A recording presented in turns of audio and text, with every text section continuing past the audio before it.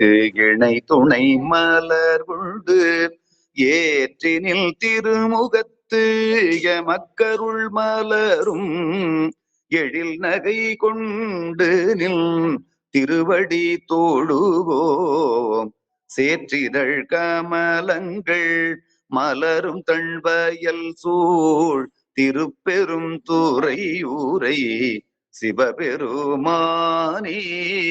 ஏற்றுயர் கோடியுடையாய் எனையுடையாய் எம்பெருமான் பள்ளி எழுந்தருளாயே.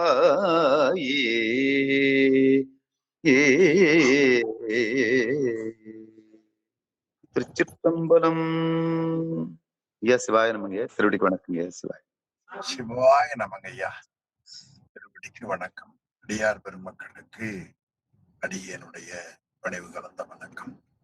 எல்லாம் வல்ல சிவகாமி அம்மை உடனாகிய அம்பலவான பெருமானது திருவருட் பெருங்கருணையினாலும் அருபான்மும்மை நாயன்மார்களது குருவருடினாலும் பேரூர் மணிவாசகர் அருட்பணி மன்றம் நடத்துகின்ற சைவ பாட வகுப்பில் இந்த இணைப்பிலே இணைந்து மெய்கண்ட சாஸ்திரங்களில் சில நூல்களை சிந்திக்கக்கூடிய மிகப்பெரிய சிவபுண்ணியத்தை நாம் பெற்றிருக்கிறோம்.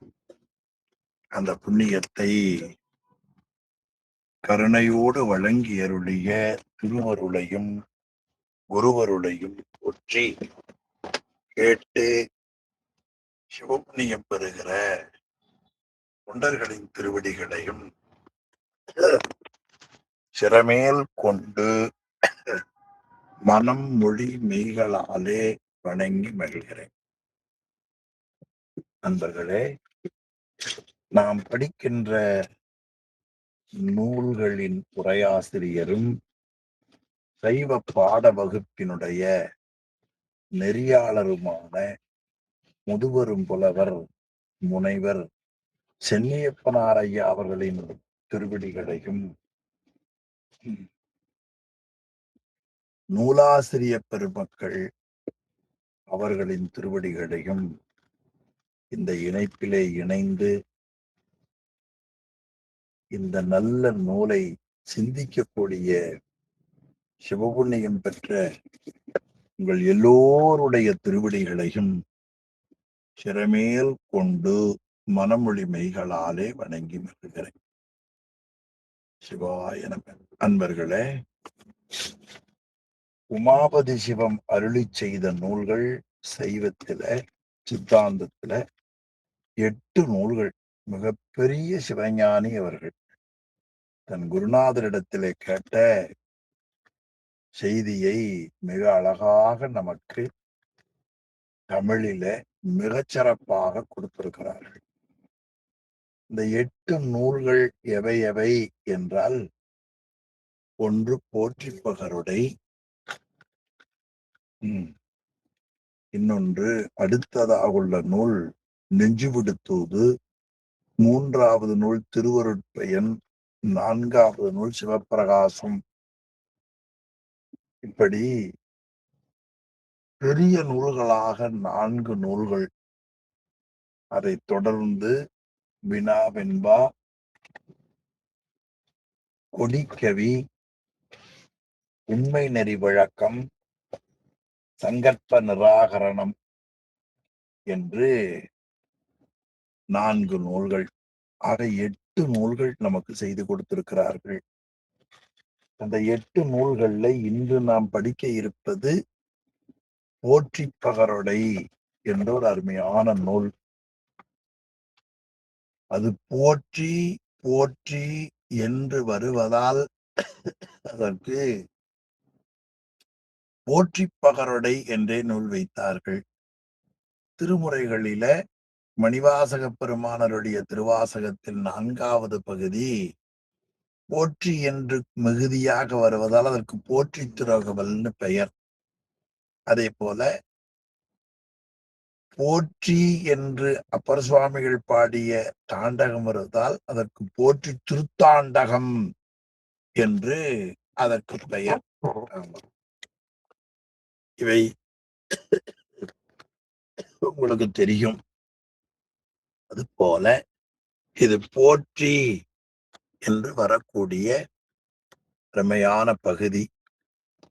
அதனால் இதற்கு போற்றி திருத்தாண்டகம் என்று பெயர் கூறினார்கள்.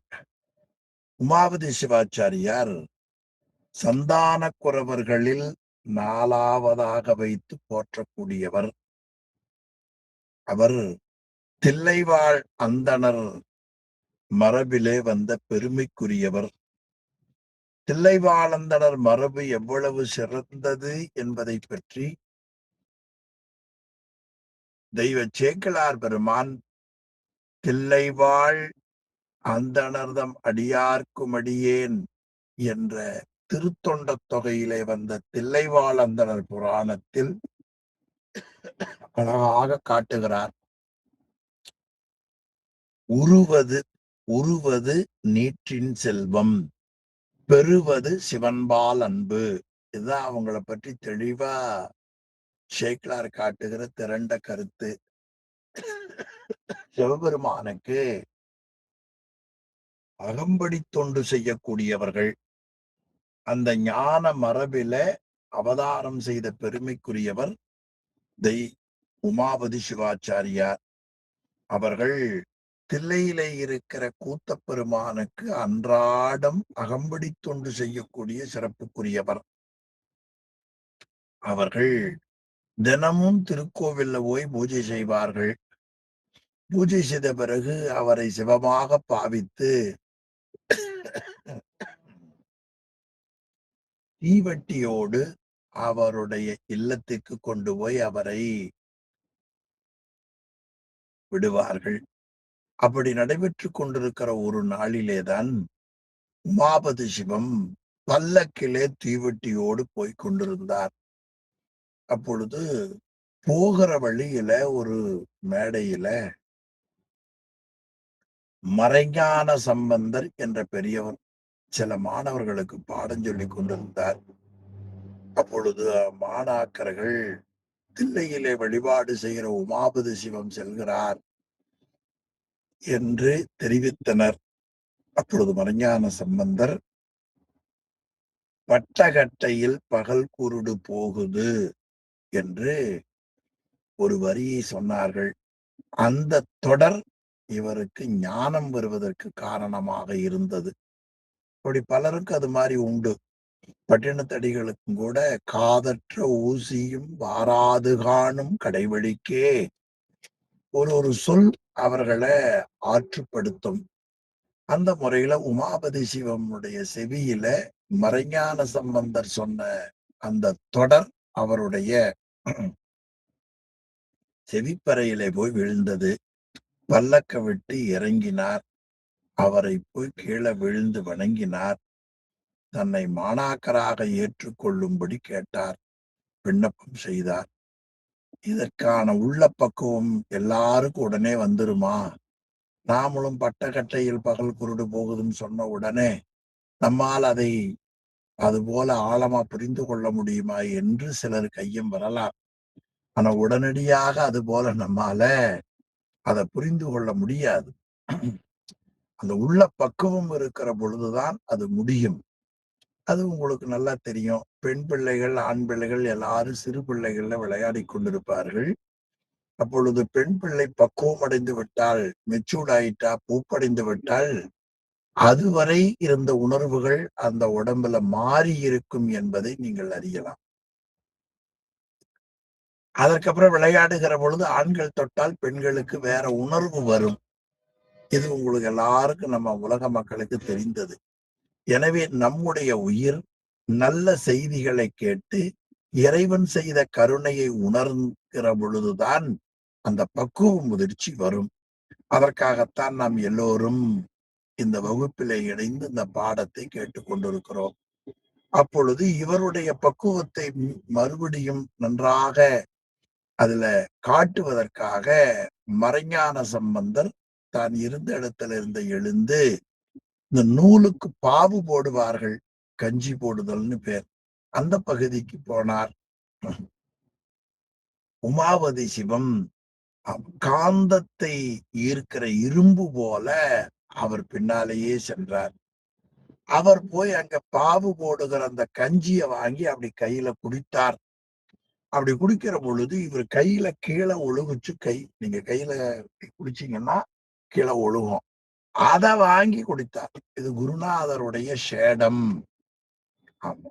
என்று அத வாங்கி குடித்தார். எவ்வளவு பெரிய உள்ள பக்குவம்னு நினைச்சு பாருங்க. அது அன்பு மிகுதியின் காரணத்தால அருள் மேலிடுகிற பொழுது கூடுதலா நமக்கு அந்த நினைவு வரும். இப்ப சுவாமி கோவில்ல திருமஞ்சனம் ஆகிறது. அந்த தீர்த்தத்தை எடுத்து அப்படி குடிச்சிட்டு அப்படி கண்ணுல ஊத்தி தலைமையில வச்சுக்கிறோமா இல்லையா? அப்பூதியடிகள் நாயனார் வீட்டுக்கு திருநாவுக்கர சுவாமிகள் வந்தார்கள். அவருடைய திருவடியை பாத பூஜை செய்து அந்த தீர்த்தத்தை குடித்தார், எல்லா இடங்களிலும் தெளித்தார் என்று சேக்கிழார் பெருமான் காட்டுகிறார். திருவண்ணாமலையில குகை நமச்சிவாயர், குரு நமச்சிவாயர் 2 பேர் இருந்தாங்க. அதுல குரு நமச்சிவாயர் மேல அளவில்லாத பக்தி அவருடைய மாணாக்கருக்கு, குகை நமச்சிவாயருக்கு. ஒரு நாள் குரு நமச்சிவாயருக்கு கொஞ்சம் உடல்நலம் இல்லாமல் போயிற்று. அதனால உள்ள இருந்த அந்த உணவு செரிமானம் ஆகாம வாந்தி வந்தது. அப்பொழுது வாந்தி வந்த பொழுது கீழே விழுந்துருமே என்று சொல்லி அவருடைய மாணாக்கர் 2 கையிலையும் போய் ஒரு வாந்தி எடுக்கிறத கையில பிடிச்சார். இல்லையா? இப்பமெல்லாம் அது நமக்கு மாறி போயிடுச்சு. யாராவது குழந்தைய வாந்தி எடுத்தா கூட வாயை துணி வச்சு மூடிடுவாங்க. வெளியில சாரி எல்லாம் ஆயிரும் அப்படின்னு சொல்லி இன்னைக்கு அந்த அளவுக்கு வளர்ச்சி மாறிவிட்டது. அப்பொழுது கையில பிடிச்சோன்னா குருநாதர் இருமிக் கொண்டே இந்த கால்படாரத்துல விடுப்பா அப்படின்னு மாணாக்கருக்கு சொன்னார். இது சொல்லுகிற முறை தானே. அப்பொழுது அவர் வெளியில வந்து பார்த்தார். இந்த கால்படாத இடம் எதுன்னு பார்த்தா நம்முடைய வயிறு தானே என்று சொல்லி அந்த குருநாதர் வாந்தி எடுத்த கஞ்சி அப்படியே குடித்து விட்டார். பாருங்க, கேட்கறதுக்கு கூட நமக்கு அருவருப்பா இருக்கிறது. ஆனால் அவர் குருநாதர் மேல வச்சிருக்கிற பக்தி, அன்பு எவ்வளவு ஆழமானது என்று எண்ணி பாருங்கள். அதுபோல அவர் அந்த கஞ்சியை வாங்கி அப்படியே கொடுத்தார். அப்படி கொடுத்த பொழுது சீடருடைய அந்த பரிபக்குவம் நமக்கு உணர வேண்டும். உமாபதி சிவத்தினுடைய பரிபக்குவம் மறைஞான சம்பந்தருக்கு தெரியும். தெரிந்ததாலதான் பட்டகட்டையில் பகல் குருடு போகுதுன்னு சொல்லுகிறார். உமாபதி சிவம் என்னை நீங்கள் மாணாக்கராக ஏற்றுக்கொள்ள வேண்டும் என்று வேண்டுகிறார். ஆனால் நமக்கு மக்களுக்கு இவருடைய உள்ள பக்குவம் தெரிய வேண்டும் என்பதற்காக வேண்டியே அந்த பாவிக்கு ஊற்றக்கூடிய கஞ்சியை வாங்கி குடித்த பொழுது அந்த கஞ்சியை மறைஞான சம்பந்தர் கையாலேயே அந்த இரு கையாலும் ஏற்றுக்கொண்டு அந்த கஞ்சியை அப்படியே குரு பிரசாதமாக ஏற்று வாங்கி குடித்தார். பிறகு சீடராக்கி உபதேசம் செய்தார். திருக்கோவில்ல வழிபாடு செய்யக்கூடிய தில்லைவாழ் அந்தணர் மறைஞான சம்பந்தருடைய எச்சத்தை சாப்பிட்ட செய்தி அப்படியே அந்த பகுதியில எல்லா பக்கமும் அந்த செய்தி போயிற்று. உடனே அடுத்த நாள் இவரை பூஜைக்கு தகுதியற்றவர் என்று நீக்கிவிட்டார்கள் தில்லைவாழ் அந்தணர்கள் எல்லாம். அப்பொழுது தில்லையில பெருந்திருவிழா நடைபெற்றது. அப்பொழுது கொடியேற்றம் நடைபெறும். அப்பொழுது கொடியேற்றம் நடைபெறுகிற பொழுது எல்லாரும் கொடியேற்ற எண்ணினார்கள். அப்பொழுது ஆன்மார்த்த மூர்த்தியாக இறைவன் தில்லைவாழ் அந்தணர்கள் ஆன்மார்த்த மூர்த்தியாக ஒரு சிவலிங்கம் இருக்கிறது. இன்னைக்கு நீங்க கோவிலுக்கு போனீங்கன்னா தில்லையில 10 மணிக்கு அந்த சிவலிங்கத்துக்கு அபிஷேகம் நடைபெறும். ரொம்ப சிறப்பா இருக்கு. எல்லாரும் நீங்கள் பார்க்கலாம். அந்த சிவலிங்கம் உமாபதி சிவாச்சாரியார் செய்ததுன்னு சொல்லுகிறார்கள். ஆனால் உமாபதி சிவம் பண்ணியிருந்தனா அதுக்கு முன்னாலேயே பல பேர் அதை பண்ணியிருப்பார்கள். அது எந்த மூர்த்தி எப்படி வந்தது நமக்கு தெரியாது. அந்த சிவலிங்க திருமேனி அங்க இருந்து உமாபதி சிவம் பெட்டகத்துக்கு போய்விட்டார். அப்பொழுது பெட்டகத்துல சுவாமியை காணல. அப்பொழுது உமாபதி சிவத்தினுடைய திருமணத்தில் நாம் உள்ளேன் என்று சொல்லி அவர் வந்தால்தான் கொடியேறும் என்ற செய்தியும் அசரீரியாக அம்பலவான பெருமான் வான் வழியாக ஒலி எழுப்பி கூறினார். தில்லைவாழ் அந்தணர்கள் எல்லாரும் போய் உமாபதி சிவத்தை அழைத்து கொண்டு வர எல்லோரும் கொற்றவன்குடிக்கு சென்றார்கள். அது தற்பொழுது கொற்றவன்குடி திருப்பணி ரொம்பவும் பழுதுற்றிருப்பதை நம்முடைய தொண்டர்கள் அரண்மனைய கண்பர்கள் செய்ய முற்பட்டிருக்கிறார்கள். அந்த திருப்பணி சிறப்பா நடைபெற வேண்டும் என்று நாம் வேண்டிக் கொள்வோம். அப்பொழுது கொற்றவன்குடிக்கு போய் அவரை அழைத்து வந்தார்கள். உமாபதி சிவம் வந்தார். கொடிக்கவி பாடினார். அப்பொழுது அந்த கொடியேற்றம் நடைபெற்றது. இப்படி அந்த கொடியேற்றம் நடைபெற்ற பிறகு அவர் திருமடத்துல போய் கொற்றவன்குடியில வழிபாடு செய்து கொண்டிருந்தார். தில்லை கோவிலுக்கும்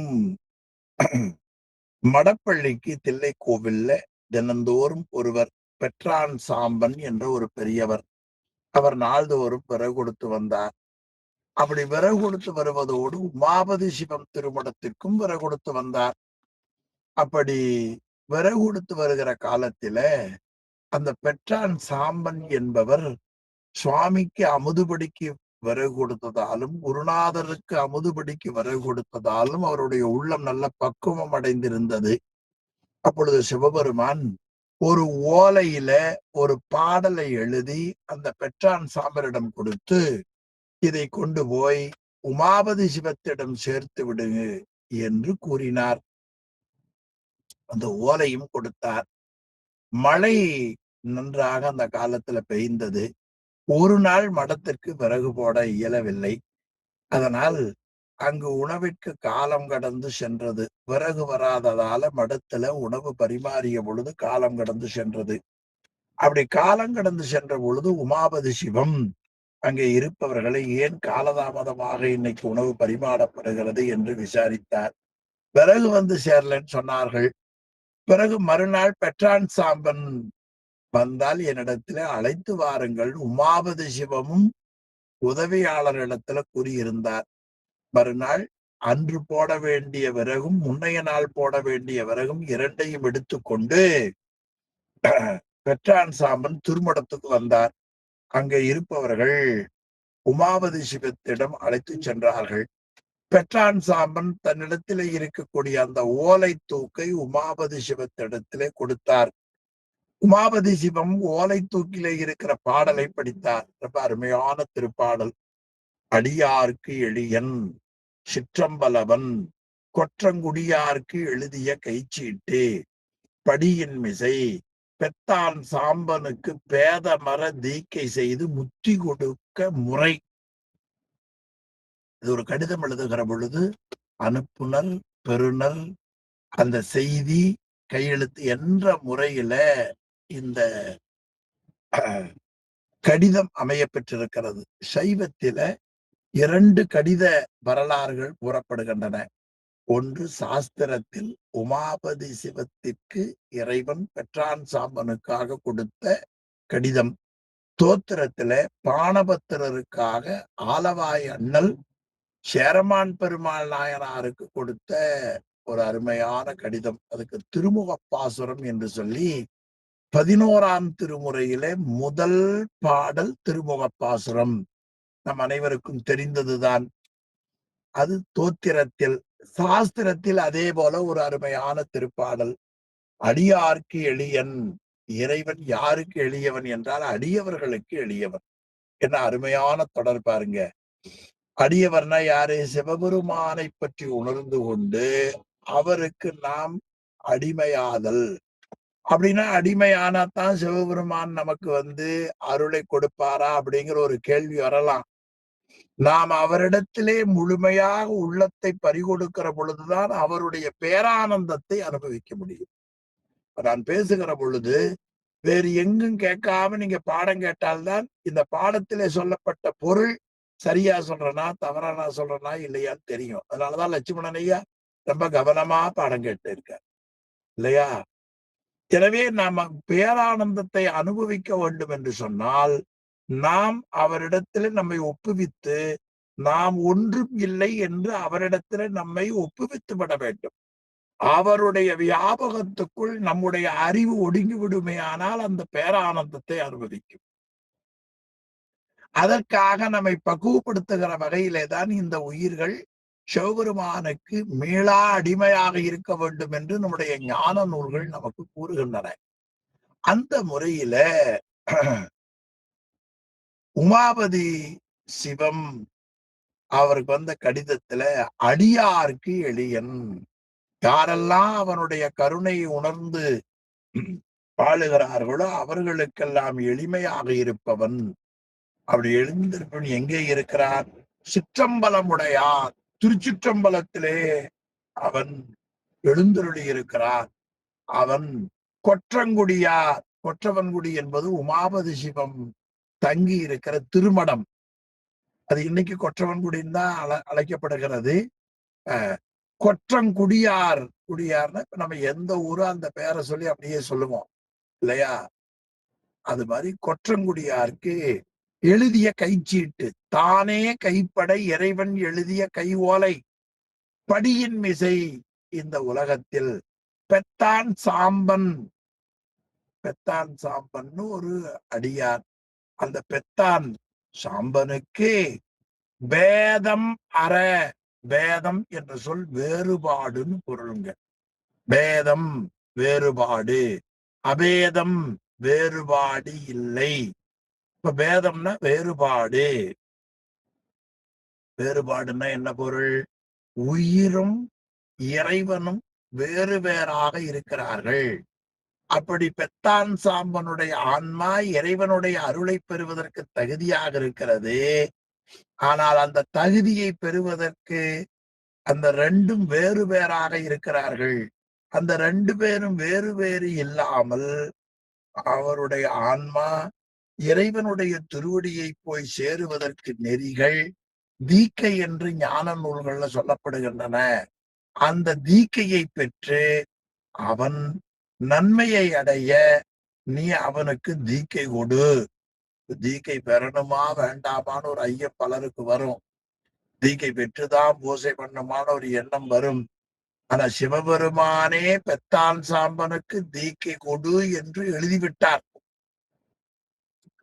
அதனால் வேதம் அற, இறைவனும் உயிரும் வேறு வேறு என்கிற நிலை மாறி அத்துவத நன்மையில இரண்டன் ஒருமையாக இருக்கிற வேதமர முத்தி கொடுப்பது முறை. முத்தி என்பது பேரின்பம் என்று பொருள். அநேகமா உண்மை விளக்கத்தில் 45வது பாடல் என்று கருதுகிறேன். அதுல முத்தி என்பதற்கு உரையாசிரியர் முதுபெரும் புலவர் ஐயா அவர்கள் பேரின்பம்னு எழுதியிருப்பார். நீங்க வகுப்பு முடிச்சதுக்கு அப்புறம் அந்த நூலை பாருங்க. முத்தி என்பதற்கு என்ன பொருள்? பேரின்பம். ஆக முத்தி கொடுக்க முறை என்றால் பேரின்பம் பெறுவதற்கு நீ அந்த முறையை அவனுக்கு கூற வேண்டும் என்று ஒரு அருமையான கடிதம் பாருங்க. அடியார்க்கு எளியன் சிற்றம்பலவன் கொற்றம் குடியார்க்கு எழுதிய கைச்சீட்டு படியின் மிசை பெத்தான் சாம்பனுக்கு பேதமர தீக்கை செய்து முத்தி கொடுக்க முறை. இந்த கடிதத்தை படித்தார் உமாபதி சிவம். அப்படியே அந்த குருநாதருடைய திருவருளோடு அந்த பெத்தான் சாம்பனை திருக்கண் நோக்கம் பார்த்தார். அவர் ரொம்ப பக்குவ முதிர்ச்சியா இருந்தார். அப்பொழுது சத்தியோ நிர்வாண தீக்கைன்னு அதுக்கு பெயர். சொல்ல பார்த்த உடனே நீங்க புரியலன்னு கருத வேண்டாம். தீக்கை என்ற சொல்லுக்கு தீ கூட்டல் கை என்று பெயர். தீ என்றால் கெடுத்தல், கை என்றால் கொடுத்தல். தீக்கை. நிர்வாணம், நிர்வாணம் என்பது பற்றின்மைன்னு பொருள்ங்க. அழியக்கூடிய அழியக்கூடிய பொருள்கள் மேல வைத்திருக்கிற அந்த பற்றை விட்டுவிட்டு அழியாத பரம்பொருளை நாம் பற்ற வேண்டும். அது பற்றின்மைக்கு நிர்வாணம். சத்தியோ நிர்வாணம், சத்தியோ நிர்வாணம் உடனடியாக அர்த்தம். என்ன வித்தின் செகண்ட் சுவாமி பார்த்தார், அப்படியே அவர் முத்திக்கு போயிட்டார். அதுக்கு சத்தியோ நிர்வாண தீக்கைன்னு பேர். இன்னொன்று அசத்தியோ நிர்வாண தீக்கைன்னு பேர். அது குண்ட மண்டலங்கள் எல்லாம் அமைத்து உபதேசம் பெறுவது. ரொம்ப பக்குவ முதிர்ச்சி உள்ளவர்களுக்கு சொல்வது சத்தியோ நிர்வாண தீக்கை என்று பெயர். அந்த தீக்கையை அவர் செய்தார். அப்பொழுது பெற்றான் சாம்பன் திருவருளிலே அப்படியே இரண்டர கலந்தார். இந்த உண்மைத்தன்மையை உணராத பெற்றான் சாம்பனின் மனைவி அவருடைய சுற்றத்தார்கள் எல்லாம் சேர்ந்து கொண்டு நாடாளும் மன்னனிடத்திலே போய் விறகு வெட்ட போட என்னுடைய கணவரை அவர்கள் எப்படியோ கொன்று விட்டார்கள் போல இருக்கிறது. ஆனால் அவர்கள் நாங்கள் கேட்டா சரியா பதில் சொல்லலன்னு சொன்னார்கள். நாடாளும் மன்னன் திருமடத்துக்கு வந்தான். ஆமா, இப்பெல்லாம் மன்னர்கள் என்றா மடத்துல வந்து பாக்குறதா மரபுங்க, முறையும் கூட. ஆனா மடாதிபதிகளை மன்னன் அழைத்து பார்க்கிற பழக்கம் எப்பொழுதும் தமிழ்நாட்டுல கிடையாது. அப்பொழுது மன்னன் திருமடத்துக்கு வந்தான். வந்து, சுவாமி, எனக்கு இது விளங்கவில்லை, உண்மை தெரியும்படியாக அருள் செய்யுங்கள் என்று கேட்டான். அப்பொழுது அவன் தீக்கை பெற்றான். தீக்கை பெற்றதால் பேரின்பமாகிய முத்தியை பெற்று விட்டான் என்று உமாபதி சிவம் கூறினார். அப்பொழுது மன்னன் எல்லோரும் விளங்குகிற வகையில இன்னொருவருக்கு நீங்கள் தீக்கை செய்யுங்கள், இங்கே இருப்பவர்களுக்கு யாராவது ஒருத்தருக்கு தீக்கை செய்வீர்களே ஆனால் அந்த உயிரை திருவருளோடு நீங்க கலக்குமாறு செய்து காட்டபடி மன்னனிடத்துல வேண்டினார். உமாபதி சிவம் அங்குள்ள எல்லோரையும் வரிசையாக பார்த்தார். சமயம் நீங்கெல்லாம் அங்க இருந்திருந்தா அதுக்கு ஏதாவது கிடைச்சிருக்குமோ என்னமோ தெரியல. ஆமா, எல்லோரையும் பார்த்தார். யாருக்கும் அந்த உயிர் பக்குவம் இல்லை. அப்பொழுது அதுக்கு தீவிரதர சக்தி நிவாதம்னு பேர். சக்தி நிவாதம்னா திருவருள் வீழ்ச்சி. அது திருவருள் வீழ்ச்சி 4ஆ பிரிப்பார்கள். மந்தம், மந்ததரம், தீவிரம், தீவிரதரம். அந்த தீவிரதர திருவருள் வீழ்ச்சி உடையவர்கள் அங்க யாரும் காணோம். அப்பொழுது அன்றாடம் இவர் வழிபாடு செய்து கொண்டிருப்பார். அந்த வழிபாடு செய்து கொண்டிருக்கிற பகுதியில தீர்த்தவாரியில தண்ணி விழும். அங்கு ஒரு முள்ளிச்செடி அது முளைத்திருந்தது. அந்த முள்ளிச்செடிக்குள்ள உயிர் இருக்கிறது என்பதை நாம் எல்லோரும் அறிவோம். அந்த முள்ளிச்செடிக்குள்ள இருக்கிற உயிர் ரொம்ப பக்குவ முதிர்ச்சியா இருந்தது. அப்பொழுது அதற்கு சத்தியோ நிர்மாண தீக்கை செய்தார். எல்லோரும் காண அந்த முள்ளிச்செடி முத்தியை பெற்றது. மரம் செடி கொடிகளுக்கு உயிர் உண்டு என்று தொல்காப்பியத்துல கூறியிருக்கிறார். எனவே முள்ளிச்செடிக்கு உயிர் உண்டு. அந்த உயிரை கூட பக்குவம் இருக்குமே ஆனால் நாம் முத்தி அடைய செய்யலாம் என்கிற உண்மை கருத்தை உமாபதி சிவம் உலக மக்களுக்கு காட்டியதாக இந்த வரலாறு சிவபெருமானுடைய கருணையினால் இது நடைபெற்றது என்பதை நமக்கு நூல்கள் காட்டுகின்றன. 20ஆம் நூற்றாண்டிலே சகதி சுந்தர போஸ் என்பவர் மரம் செடி கொடிகளுக்கு உயிருண்டு என்பதை கண்டுபிடித்ததாக அறிவியலார் கூறுகின்றனர். எனவே முள்ளிச்செடிக்கு முத்தி கொடுத்த பெரியவர் உமாபதி சிவம். அவர்கள் சித்திரை மாதல்ல அஸ்த நட்சத்திரத்துல அவர்கள் சைவ சித்தாந்த நன்முத்தி அடைந்தார்கள். அவரது குரு பூஜை சித்திரை மாதம் என்று சொல்லி அவர்கள் செய்த நூல்கள் தான் உங்களுக்கு தொடக்கத்துல கூறினேன். அது போற்றி பகருடை, அடுத்து நெஞ்சுவிடு தூது, திருவருட்பெயர், சிவபிரகாசம் 4 நூல். இந்த 4 நூல்களை இதுல பாடத்துல உண்டு. அதன் பிறகு வருகிற 4 நூல்களான வினாவென்பா, அடுத்து உண்மை நெறி விளக்கம், குடிக்கவி, சங்கற்ப நிராகரணம் ஆக 4 4 8 நூல். அதுல 4 நூல்கள்ல முதல் நூலா சொல்லப்படுவது நமக்கு போற்றி பகருடை. அதில மெய்கண்ட தேவநாயனார் அருளி செய்த சிவஞான போதம் சைவத்துல சைவ சித்தாந்த சாஸ்திரங்கள்ல முதல் நூலாக போற்றப்பெறுகிறது. அந்த முதல் நூலுக்கு வழிநூல் செய்தார் பாட்டு வடிவில உரையாக அருணந்தி சிவாச்சாரியார் சிவஞான சித்தியார். அதனுடைய சார்பு நூலாக சிவப்பிரகாசம் என்கிற நூலை ரொம்ப அருமையாக நமக்கு காட்டியிருக்கிறார். சார்பு நூல் சிவப்பிரகாசம், அது நாம் இந்த பாடத்துல படிக்க இருக்கிறோம். ஆக திருவள்ளுவர் அறம், பொருள், இன்பம் என்று நமக்கு முப்பால் காட்டினார். ஒரு நூலின் மூலமாக நாம் அறிந்து கொள்வது 4 வகையான பயன்கள்.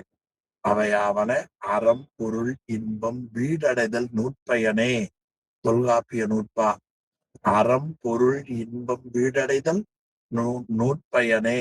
எனவே வீடு பேர் அடைதல் நூற்பயன். ஆனா அவர் வீடு பேரை பற்றி அங்க பாடல.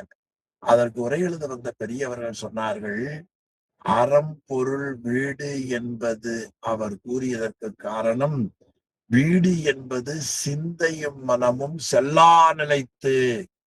ஆகவே அவற்றை கூறாது விடுத்தார்னு ரொம்ப கவனமா புரியும்படியா உரை எழுதினார்கள். அதுபோல வீடு என்பது உள்ளம் செல்லுகிற இடம். அதனால் அந்த வீட்டு நெறியை நாம் அறிந்து கொள்ள வேண்டும் என்பதற்காக திருவள்ளுவர் பதிவு செய்யாத வீட்டு நெறியை அடிப்படையாக கொண்டு 10 அதிகாரத்துல 100 குறள் வெண்பாவால் அமைத்தது திருவருட்பயன். அது நாம 3வது நூலா படிக்க இருக்கிறோம்.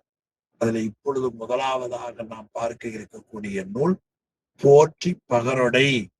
அது போற்றி திருத்தாண்டகம், போற்றி திரு அகவல், போற்றி கலிவெண்பா என்பதை போல அமைந்தது போற்றி பகரொடை. அது பகரொடை வெண்பாவால் அமைந்தது. போற்றி என்று வருவதால், முடிவு வருவதால் போற்றி பகரொடை என்று அதற்கு பெயர். இனி போற்றி என்ற சொல்லுக்கு என்ன பொருள் தமிழ்ல என்பதை நாம் சிந்திப்போமேயானால், போற்றி என்பதற்கு வணக்கம் என்று பொருள். இன்னொன்று எம்மை போற்றி காப்பதாக. ஆக வணக்கம் எம்மை போற்றி காப்பதாக என்று இரு பொருள் அந்த போற்றி என்ற சொல்லுக்கு உண்டு. போற்றி என்றால் வணக்கம். வழிபாட்டுல 2 தாங்க அடிப்படை. ஒன்று இதுவரை இறைவன் செய்த அந்த கருணைக்கு ஒரு வணக்கம் செலுத்துதல்.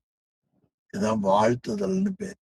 இனி எஞ்சிய காலங்கள்ல நம்ம அறிவு தவறாக போகாமல் நம்முடைய வாழ்க்கை பயனுடைய வாழ்க்கையாக அமைக்க இறைவன் நமக்கு அருள் புரிய வேண்டும். அது வணங்குதல். அது வாழ்த்தி வணங்குவான். அது பொதுவா இன்றைய மக்களுக்கு புரியறதுக்காக நான் சொல்வது, ஒரு நன்றி, ஒரு விண்ணப்பம், ஒரு தேங்க்ஸ், ஒரு ரிக்வெஸ்ட். ஒரு நன்றி என்ன? இதுவரை நம்மை வாழ வைத்த அந்த கடவுளுக்கு வணக்கம். இனி எஞ்சி இருக்கிற காலம் தங்கள் திருவடியை சேருகிற வரை நான் இந்த நெறியை விட்டு அகலாமல், வினை காரணமாக மறைப்பு சக்தி வராமல் நான் காப்பாற்றப்பட வேண்டும். எனவே என்னை நீ பாதுகாத்துக் கொள்ள வேண்டும் என்று ஒரு விண்ணப்பம். அதான் வாழ்த்தி வணங்குவாம் என்று சேக்கிழார் பெருமான், உலகலாம் உணர்ந்தோதற்கரியவன் நிலவுலாவிய நீர்மலிவேணியன் அழகில் ஜோதியன் அம்பலத்தாடுவான் மலர் சிலம்படி வாழ்த்தி வணங்குவாம் என்று அந்த பகுதி உங்களுக்கு எல்லாருக்கும் தெரியும். எனவே அந்த முறையில் அமைந்ததுதான் போற்றி என்று. அது ஒரு நல்ல தமிழ் சொல். போற்றி என்பது தமிழ் சொல். இந்த நூல் வெண்பா அமைப்பில போற்றி பகரொடை வெண்பாவால ஆனது. வெண்பா தமிழ்ல குறள் வெண்பா, இன்னிசை வெண்பா, நேரிசை வெண்பா என்று நமக்கு உண்டு.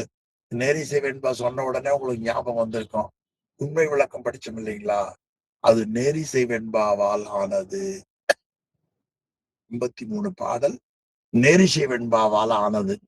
இப்ப படிக்கிற இந்த நூல் பகரொடை வெண்பா. இது வெண்பாக்களின் வகைகள்ல ஒன்று.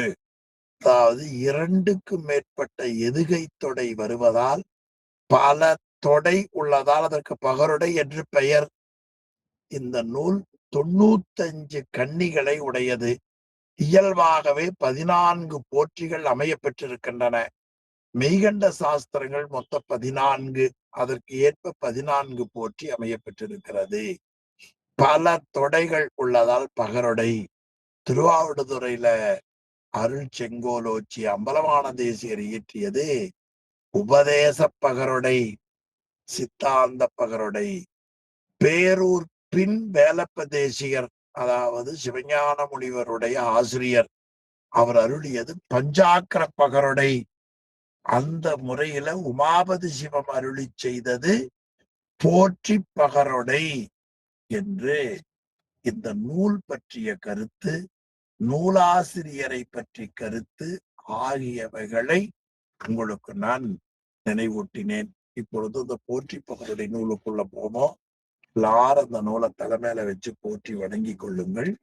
இப்பொழுது முதல் பகுதி பாருங்க. நூல் இருக்குமேயானால் அது 14வது பக்கத்தில் இந்த போற்றி அமைய பெற்றுள்ளது. நல்ல பகுதி. தொடக்கத்தில இருந்து முழு வகுப்பும் கேட்டால் இந்த 14 போற்றிகளையும் ஆழமாக புரிந்து கொள்ளலாம்.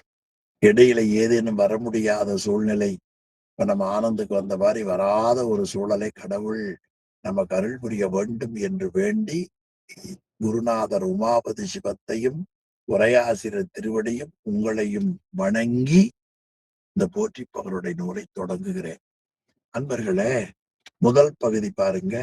பூமன்னு நான்முகத்தோன் புத்தேளிர் ஆங்கவர்கோன் மாமன்னு சோதி மணி மார்பன் நாமன்னும் வேதம் வேதாந்தம் நடுவே தம் போதத்தால் ஆமளவும் தேட அளவிறந்த அப்பாலை சேம ஒளி எவரும் தேரும் வகை மாமணி சூழ் மன்றுள் நிறைந்து பிறவி வழக்கறுக்க நின்ற நிறுத்த நிலை போற்றி. ஐயா, இந்த ஸ்கிரீன்ஷாட் காமிக்கிற வாய்ப்பு இல்லையோ?